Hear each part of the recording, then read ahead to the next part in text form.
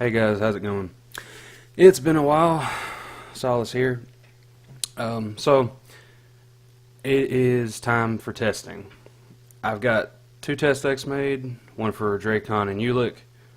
I'll have the link for you to download and test them in the description of this video. But before that, I'm gonna do a little rundown. See if I can explain how the game is played a little bit. The rules are also included in the download, so if you're not clear on something, you can always consult that or ask me if I didn't cover it. So it has been a while. Sorry, I've just been kind of lazy and busy at the same time. If you can do that. So Solis, when you have two decks, 40 cards for each person. Then you have a 20 card resource deck for each person, minimum. So you start by drawing 5 cards, and you start at 15 life. You technically have 16. The 15 life is like a buffer. Once that's gone, you take 1 more damage and then you lose. So let's see. And you start the game by drawing 2 resources. Now, well, hold on a second. There we go.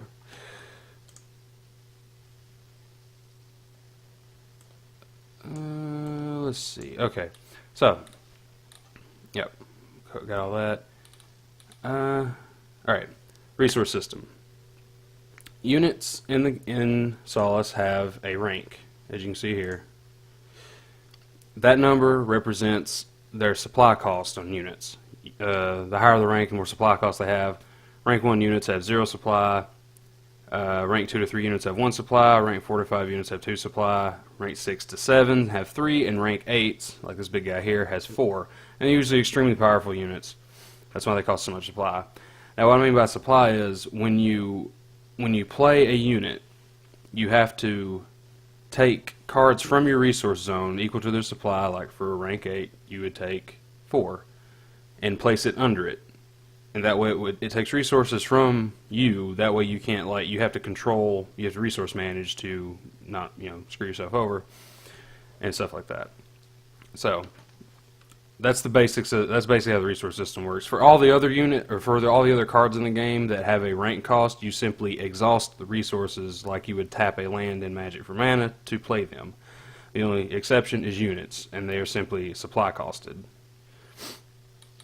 All right. So after the game is set up and everything, the turn player goes, and then it moves to their you draw 2 resources at the start of your turn. You draw your card for your turn, and then move to your main phase. In your main phase, you can deploy units, activate tactics, play locations, whatever. You can play pretty much everything in the main phase. When you move to combat, which is the next phase, you declare attackers, say what you're attacking with, and exhaust them, and that means you turn them sideways. Then there's a phase after that where both players can play tactics, only if those tactics are instant speed tactics or counter tactics.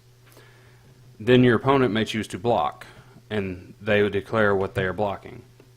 And then there's another phase of players can throw tactics at each other. So then once that's all said and done, the units deal damage to each other.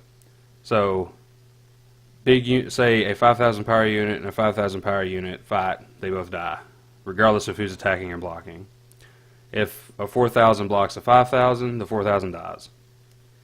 If a 6,000 blocks the 5,000, the attacker dies. And it's just whatever the number is. Now, you can double block, or you can multi-block in Solis. So, say this 9,000 power flagship attacks. He swings, and your opponent blocks with a 5,000 unit, it's going to die. Let's say they block with a 5,000 and a 4,000. Everything dies, because the power is equal on the blocking side and the attack side. Now say a 6,000 power unit and a 4,000 power unit block. That's 10,000 total power. Now, the flagship only has 9,000, which means he can only hit 9,000 altogether. So if he chooses which unit takes the damage first, so say he kills the 6,000 one, that would take 6,000 of his power, leaving him with 3. So the 4K one would not die because he doesn't have enough power to finish it off, so the flagship would die, and the 4,000 power one would be left alive, if that makes sense. Now, during combat, a unit may have an ability called Relentless.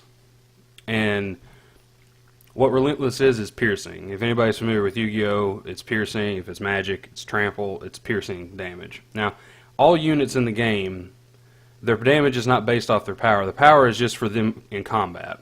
Every unit in the game deals 1 damage, and that is to the player. So, a Relentless character deals 2, because they hit first and then hit again, and that second hit is piercing. It will go past a blocking unit. So say this flagship has Relentless. If you throw a unit in front of it that does not have enough power to block it, then it will pierce. It will no, wait a minute. If you put a unit in front of it that blocks one of the hits, the second hit will pierce through and hit. You have to block a Relentless unit with 2 units to stop both hits, or stop the piercing hit from getting through. And that's another dynamic to combat. And there's another special dynamic I decided to add. This flagship used to have 10,000 total power, but I reduced it down to 9,000 because, as you can tell, he's kind of overpowered as all get out. But it's a giant spaceship, so what do you know? If you can buff a unit, if you can buff its power to 10,000 plus, it gains a critical. So that means, now that's not a piercing, that's just a regular hit. Any unit in the game you can buff it to 10,000 and it will gain a critical, which is an extra hit. So anything can hit 2 times. If you give a Relentless unit an extra critical, it's hitting for 3. And then it will then all 3 hits have to be blocked, because after that first hit, it's all piercing damage. So that extra critical can get in with Relentless. So it's really destructive to give a Relentless unit 10,000 power, because then you're hitting for just a lot of damage off one unit that has to be dealt with. So that's pretty much combat. Then you move to your second main phase, which is identical to the first main phase. You do all your stuff, and then you end your turn, and the turn changes, and then the other player proceeds as normal. That's pretty much how the turns work, and like how it works in the game. A few things. Keywords and stuff. Like flying and armor are 2 keywords. So I'm not going to explain all the keywords here. They're listed in the rule sheet that goes with the 2 test decks, so you can see it all there. I'm pretty sure I've covered it all. If I didn't, ask me and I will tell you. So yeah, I think I covered tactics. Yeah, okay. And some units create tokens, which are you can use anything for a token. You can use a dice for a token, a coin for a token. It doesn't matter. I just made a token card template. There are cards included in the test decks that make token cards, so you can use anything you can for a token. It doesn't matter. As long as you and your opponent understand what you're using to represent that unit, then you can use it as a token. But yeah. A quick thing about locations. Locations now take resources to you exhaust resources and play them. Like this is a rank 3, so it takes 3 resources to play it. You can only play a location a turn, and it replaces the previous location that you played, so it overlaps it and gets rid of it.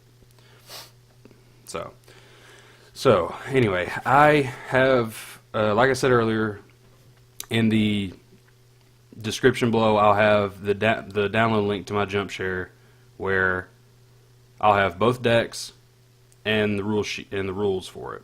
So all you have to do is download the 2 decks. All they are JPEG picture files, and print them off and cut them out and play. That's all you got to do. If you want to test the game, see how it works out, like see if you can find some flaws in it, it would be much appreciated. Just let me know, and I'll see if I can fix the game better.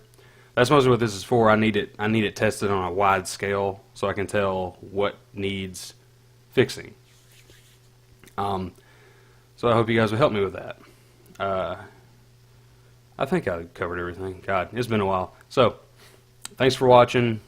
Subscribe for further info on the game when I think of more things to tell you guys about. So, anyway, thanks for watching. I'll see you guys next video. Enjoy the testing. It's about time, right? See you later. Bye.